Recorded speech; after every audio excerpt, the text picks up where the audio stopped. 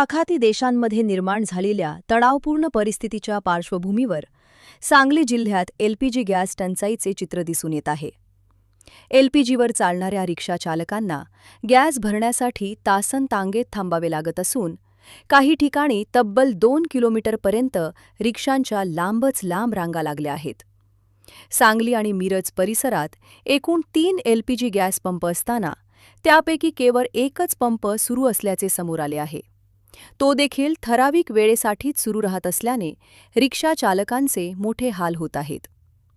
Gas टंचाईमुळे रिक्षा चालकांच्या दैनंदिन उत्पन्नावर परिणाम होत असून दिवसभर रांगेत वेळ जात असल्याची तक्रार चालकांकडून केली जात आहे.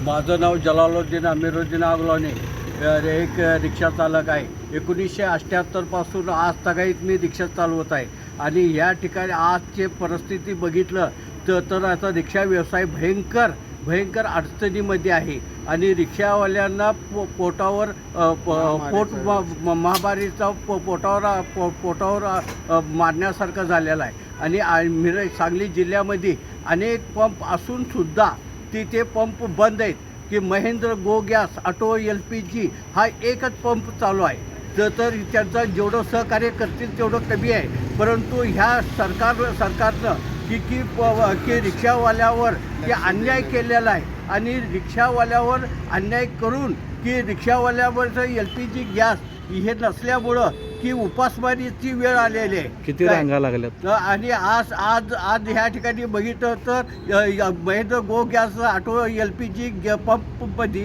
की आता जवळजवळ 150 ते 200 रिक्षा लागलेले की या रिक्षावाल्या नंबर येण्यासाठी कमीत कमी 2.5 ते 3 तास नंबर लागतो आहे येण्यासाठी आणि हे अत्यंत चुकीचं आहे. प्रशासनानं ह्याच्यावर लक्ष द्यायला पाहिजे आणि प्रशासनानं LPG गॅसचे रिक्षावाल्यांना पुरवठा करण्याची गरज आहे.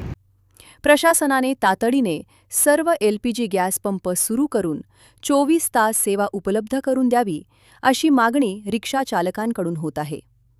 सध्या LPG गॅस टंचाईमुळे सांगली मिरजमधील रिक्षा चालकांना मोठ्या अडचणींचा सामना करावा लागत आहे.